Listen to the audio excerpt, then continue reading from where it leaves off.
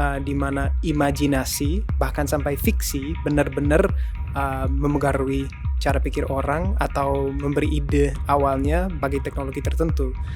Jika kita menggunakan AI tanpa literasi yang cukup dan juga pikiran kritis, saya pikir yang bodoh akan tambah bodoh dan yang pintar akan tambah pintar. Banyaknya misalnya dari Star Trek juga itu kali pertama kita lihat ada semacam HP di mana mereka bisa berkomunikasi langsung, ada layar. Video call, ya yeah. Betul. Post Utopia Pod. Halo, Post Utopia Pod. Gue Reza. Dan aku Chris.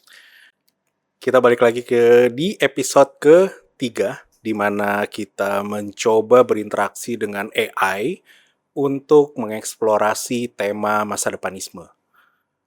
Di episode sebelumnya kita udah menjawab 3 pertanyaan terkait dengan masa depanisme dan filosofinya. Yeah. Dan yang episode kali ini kita akan mencoba menjawab 3 pertanyaan lagi dari AI berkaitan dengan masa depanisme dan teknologi dan sosial manusia. Oke. Siap? Yuk, ayo pertanyaan pertama. Kita mulai pertanyaan pertama. Bagaimana masa depanisme memengaruhi pengembangan teknologi masa kini? Oke, kalau mau nyaku dulu yang ini, kalau menurutku masa depanisme sangat banget berpengaruh dalam pengembangan teknologi masa depan. Banyak sekali contoh sebenarnya di mana imajinasi bahkan sampai fiksi benar-benar memengaruhi cara pikir orang atau memberi ide awalnya bagi teknologi tertentu. Contoh yang mungkin paling relevan saat ini di mana kita dikelilingi oleh virtual reality gitu adalah sebuah novel dari William Gibson namanya Neuromancer. Itu di awal 1980-an pertama kali muncul istilah cyberspace. Yep. Nah, justru menariknya si William Gibson itu dia sendiri bukan ahli komputer, dia bukan coder atau apa, dia cuman membayangkan saja bagaimana kalau nanti kita masuk dalam dunia digital, dunia komputer.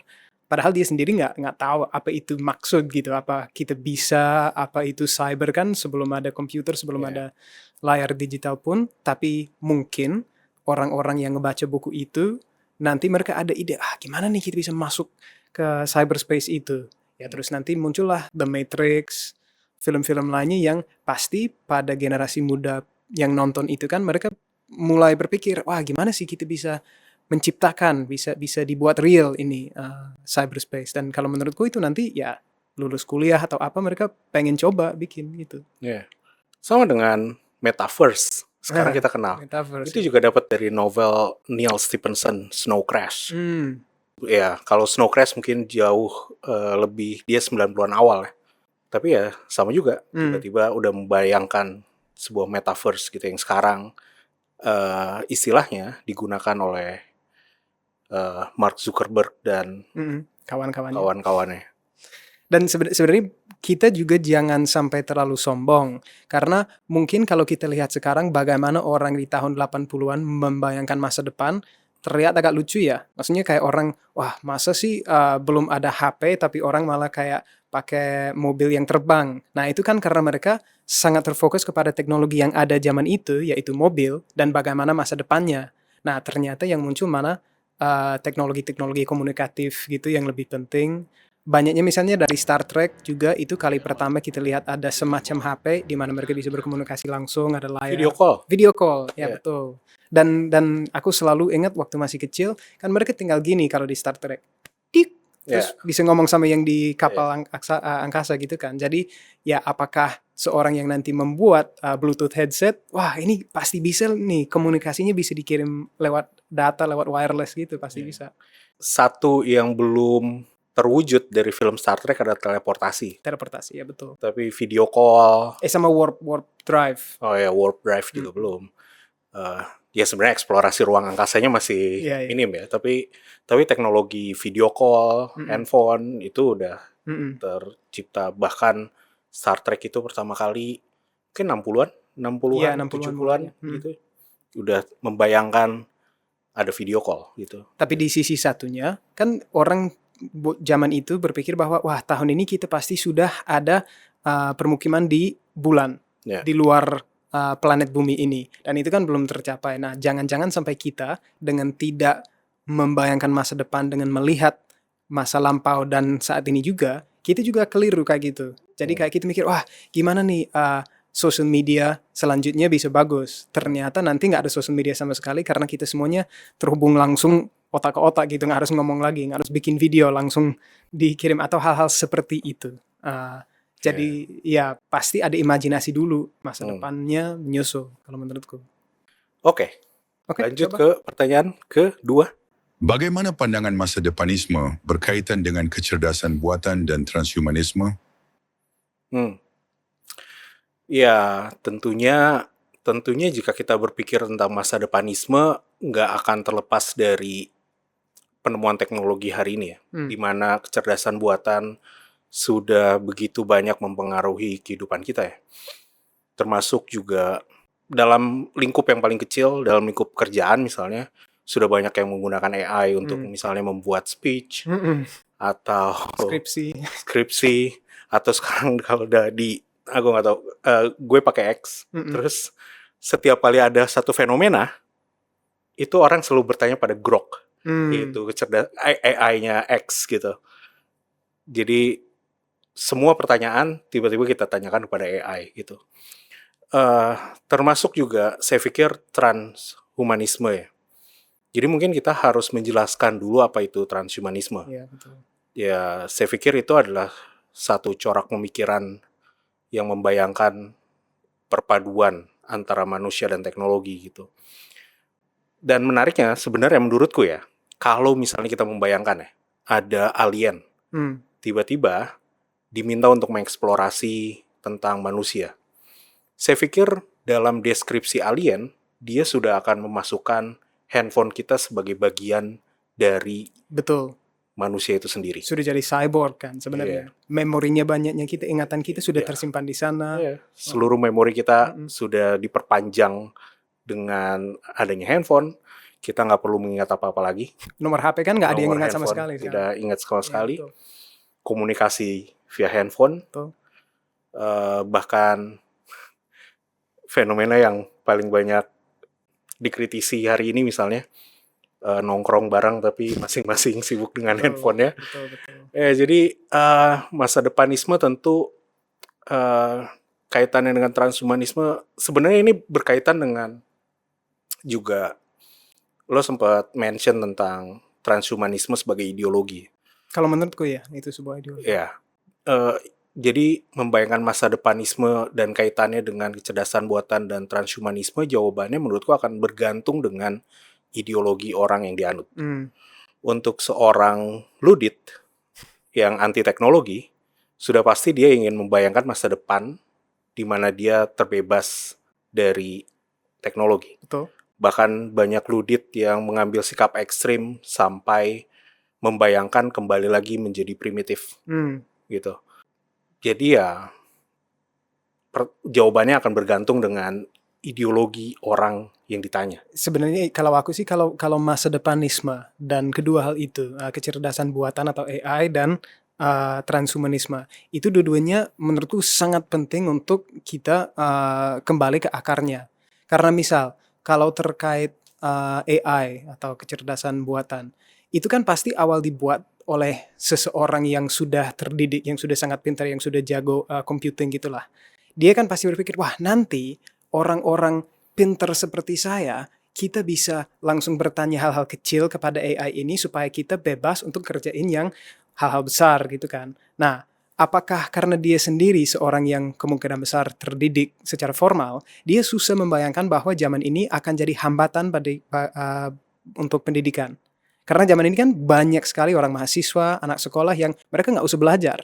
Malah ditanya saja, oh esai saya dibuat dari AI saja gitu. Terus akhirnya yang jadi makin pintar hanya AI doang, malah orangnya mau nggak mau melepaskan kendala untuk pengetahuan sendiri.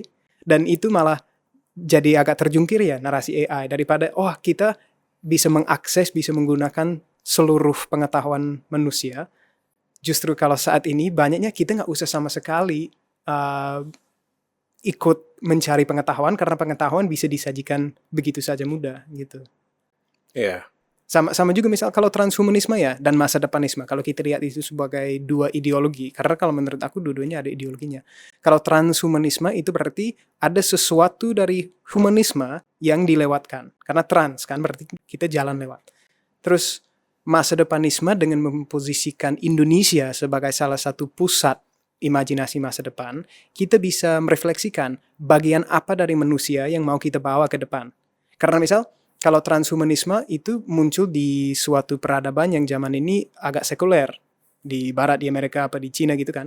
Nah, apakah berarti nanti transhumanisme harus melepaskan semua atribut spiritual, semua atribut tradisional? Apakah itu... Jadi pertanyaan yang dimunculkan oleh masa depanisme menurutku adalah bagian mana dari manusia mau dibawa ikut transnya gitu. Transhumanisme itu bagian mana menjadi manusia?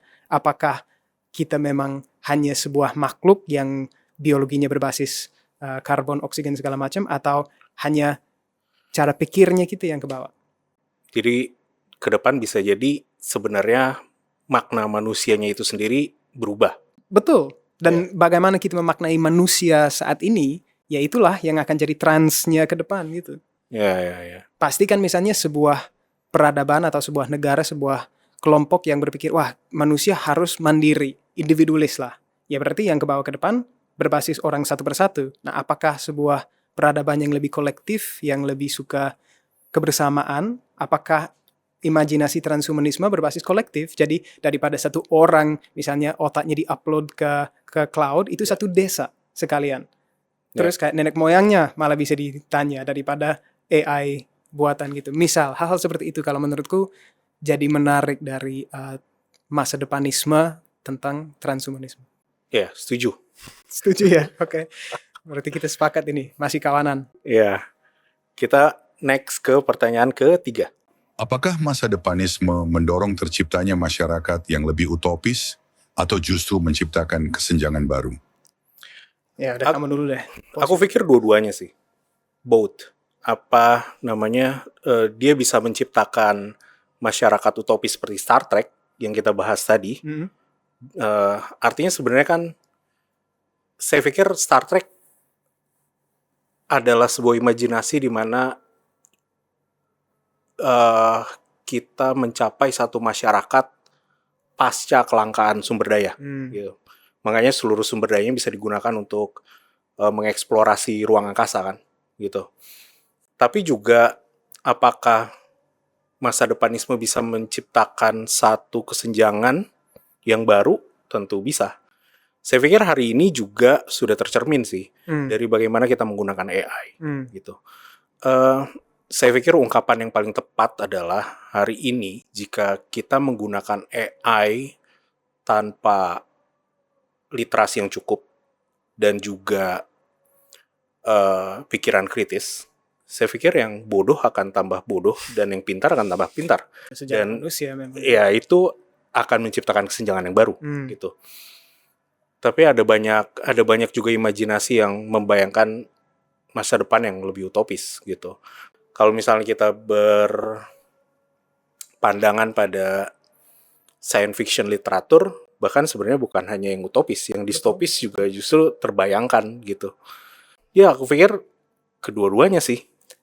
Sebenarnya antara kedua-duanya atau selalu campur. Karena misal utopia itu kan dibuat seperti kita sudah mengatasi masalah-masalah gitu kan melalui teknologi dan cara lainnya. Berarti harus ada kesenjangan baru dulu. Harus kita mikir masalah-masalah apa yang bakal datang masa depan supaya kita bisa mengatasinya. Contohnya ini kan, kalau menurut kamu Star Trek itu utopis. Mungkin karena kamu proletariat atau apa ya, tapi kalau misal seorang raja melihat Star Trek di mana tidak ada uang, tidak ada struktur sosial yang hierarkis gitu, apakah dia akan malah lihat itu distopian? Banyak sekali misal tech bros gitu, orang-orang yang sangat pengen individualis, kapitalis atau bagaimana, mereka mungkin susah setuju bahwa nanti kalau kita semuanya bekerja sesuai kemampuan, terima sesuai kebutuhan segala macam, itu malah distopian total gitu. Contoh yang paling bagus itu yang Huxley, yang Brave New World. Karena bagi orang di buku itu mereka nganggap bahwa ini sudah utopis nih. Ini kita sudah nggak ada masalah sosial. Padahal kita sebagai pembaca, menurutku ya Huxley mau kita lebih tanya kayak ini utopis apa enggak ya? Semua orang senang itu arti sudah selesai masalahnya, atau malah semacam perbudakan yang tak terlihat malah jadi masalah juga.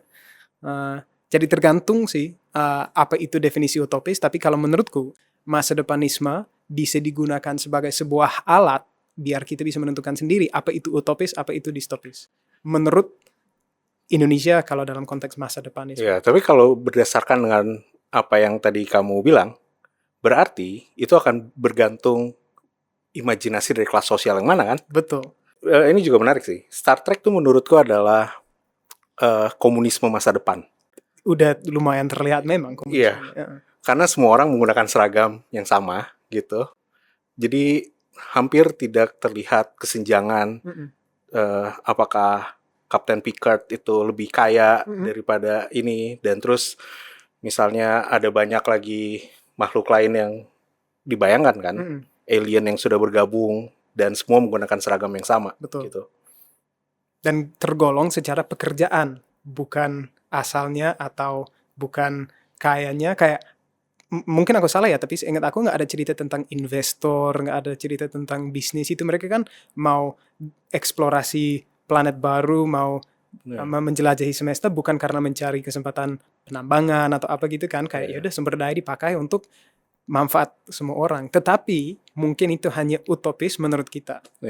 Bagi seseorang yang anarko-kapitalis, mungkin dia pengennya kok ini gimana sih nggak ada jalur untuk aku cipta karya baru nih, harus selalu masuk ke dalam kerangka Federation of Stars.